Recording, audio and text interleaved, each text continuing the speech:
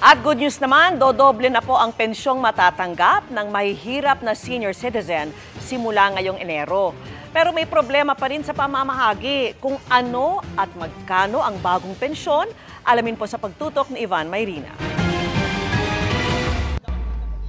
Sa edad na 62, malaking hamon daw para kay Laudencio Arabe ang buhayin sila magkapatid ngayong wala siyang trabaho at walang ibang aasahan sa gastusin.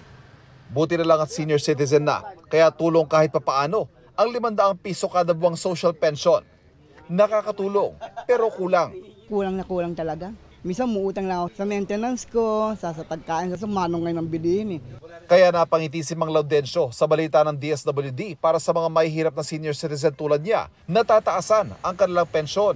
Good news po, mula 500 po nitong nakaraang mga taon, na doble na po yan, magiging 1,000 per month.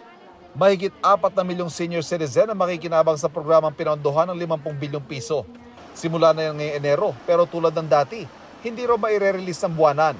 Iipunin pa rin ito minsan kada 2 o hanggang 6 na buwan ang bigayan.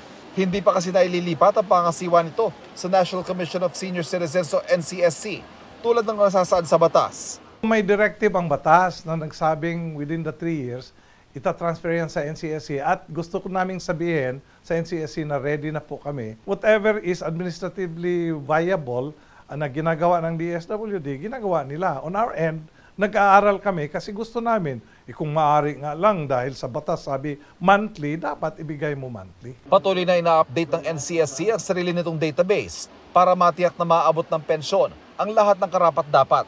Kasabay nito ang pag-ikot nila sa mga establishmento para naman matiyak na tama ang discount nila sa mga senior. Para sa GMA Integrated News, Ivan Mayrina, nakatutok, 24 oras.